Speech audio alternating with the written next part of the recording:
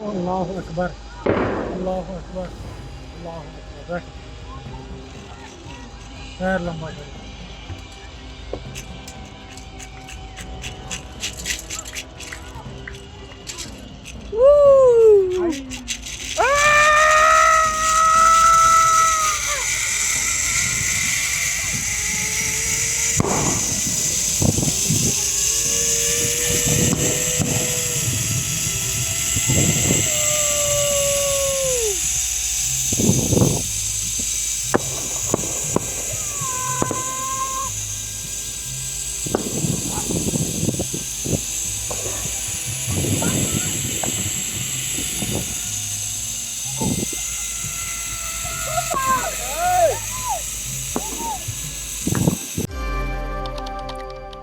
આપણી સાથે અત્યારે ઋષિ ભટ્ટ જોડાયા છે, જેઓ પહેલગામના આતંકવાદી હુમલામાં એ વખતે ત્યાં જ હતા.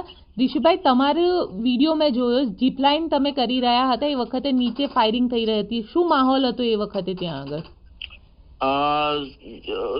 એકચ્યુઅલી ત્યાં આગળ જ્યારે હું ઝીપલાઇન કરતો હતો એ પહેલા કોઈ જાતનો માહોલ ખરાબ હતો નહીં, બધા એન્જોય કરતા હતા. જ્યારે હું ઝીપલાઇનમાં ગયો ત્યારે મારાથી આગળ પણ 4 એક ફેમિલી હતા, જેની અંદર 7, 8, 9 જણા જેવા હતા, જે લોકો પછી મારા ફેમિલીનો નંબર હતો. એટલે એ લોકોનું બધાનું ઝીપલાઇન પત્યું, પછી મારી વાઈફ અને મારા સનનું ઝીપલાઇન પત્યું, અને એ પછી મારો ઝીપલાઇન હતું. તો મને જે ધ્યાનમાં આવ્યું છે ત્યાં સુધી કે હું ત્યાં આગળ પ્રેઝન્ટ હતો, તો તમે મારા વિડીયોની અંદર એક વ્યક્તિ જોઈ રહ્યા હશો કે જે મને ઝીપલાઇન કરાવી રહ્યો છે, રાઈટ. એ વ્યક્તિ મારા ટાઈમે 3 વખત અલ્લાહુ અકબર બોલે છે, મોઢું લેફ્ટ થી રાઈટ અને રાઈટ થી લેફ્ટ કરે છે, અને એ પછી ફાયરિંગ સ્ટાર્ટ થાય છે. પહેલું ફાયરિંગ જે સ્ટાર્ટ થયું છે અલ્લાહુ અકબર બોલે પછી થાય છે. તમને વિડીયોમાં પણ એ વસ્તુ ધ્યાન આવતી હશે. તો ત્યાં સુધી મને એ વસ્તુનો ખ્યાલ નહોતો. મેં ઝીપલાઇન બી સ્ટાર્ટ કરી તો 15-20 સેકન્ડ સુધી, ત્યારે પણ મને ધ્યાન નહોતું. I was just enjoying my self, right. અને એ પછી જયારે નીચેથી મારી વાઈફ અને એ લોકોએ જયારે બૂમો પાડી, ત્યારે મારું થોડું ધ્યાન પડ્યું કે નીચે લોકો પડી રહ્યા છે, તો પણ મને ધ્યાન ના પડ્યું. પછી એકદમ ફાયર થયું અને એક વ્યક્તિ જયારે ડેથ થઈ ગયો, ત્યારે મને ધ્યાન આવ્યું. તો મેં પછી એ ટાઈમે રોપ પકડીને મેં રોક્યો મને મારા સેલ્ફને, અને ત્યાં આગળથી પછી મેં જમ્પ કર્યો, અને જમ્પ કરીને પછી મારા ફેમિલી લઈને હું સાઈડમાં થયો. અચ્છા, પણ જે વખતે ફાયરિંગ થઈ રહ્યું હતું, તમારા અંદાજ પ્રમાણે જે વ્યક્તિ તમને ઝીપલાઇન કરાવતો હતો એ પણ આતંકવાદી હતો કે ત્યાં આગળ એને ખબર હતી કે કંઈક હું શ્યોર નથી, એ વસ્તુમાં હું કોઈ કમેન્ટ ના કરી શકું, પણ જે સિચ્યુએશન હતી મેં સિચ્યુએશન તમને કીધી. અચ્છા, અને પોલીસ એવું કહી રહી હતી કે ત્યાં આગળ કોઈ નહોતું, કોઈ લોકો સાથે મારી વાતચીત થઈ, એ લોકો એવું કહી રહ્યા હતા કે ત્યાં કોઈ જ સુરક્ષા કર્મી નહોતા.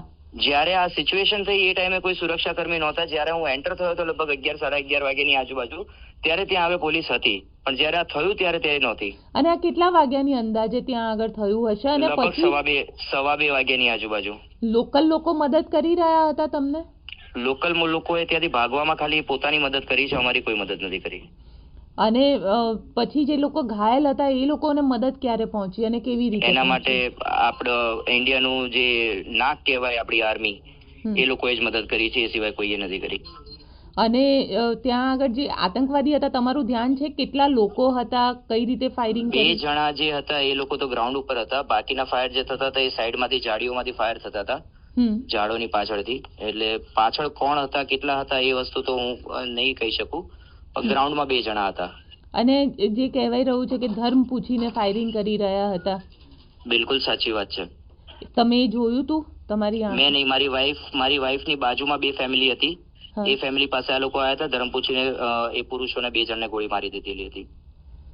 અને ત્યાં આગળ પછી તમે કઈ રીતે બહાર નીકળ્યા ત્યાંથી? ત્યાંથી તો પછી ફાયર ચાલુ હતું, એટલે મેં જે રોપ પકડ્યો તે રોપ પકડીને ત્યાં આગળથી મેં હુક ખોલીને જમ્પ કર્યો. જમ્પ કરીને ફેમિલીને લઈને ભાગવાનું ચાલુ કર્યું. તો અમારી સાથે સાથે બીજા ફેમિલીઝ પણ ભાગી રહ્યા હતા, તો એની અંદરથી પણ 2 જણાને ગોળી વાગી ગઈ. એટલે પછી અમે લોકોએ ઝિગઝેગ ભાગવાનું ચાલુ કર્યું, સ્ટ્રેટ લાઈનમાં ભાગવાનું બંધ કર્યું, કારણ કે સ્ટ્રેટ લાઈનમાં એ લોકો ટાર્ગેટ બનાવી શકે. ઝિગઝેગની અંદર મે બી કદાચ નસીબ આપણા સારા હોય તો બચી જઈએ. એટલે ઝિગઝેગની અંદર ભાગતા ભાગતા અમે લોકો આગળ વધ્યા, તો ત્યાં આગળ એક ખાડા જેવું હતું, તો ખાડાની અંદર અમે લોકો સુઈ ગયા. પછી લગભગ 15-20 મિનિટ પછી જયારે ફાયર બંધ થયું, ત્યારે પછી અમે લોકો બહાર નીકળીને પાર્કિંગ બાજુ ભાગવાનું ચાલુ કર્યું. બિલકુલ ઋષિભાઈ, આપ અમારી સાથે જોડાયા તેના માટે આપનો ખૂબ ખૂબ આભાર. જય હિન્દ. જય હિન્દ.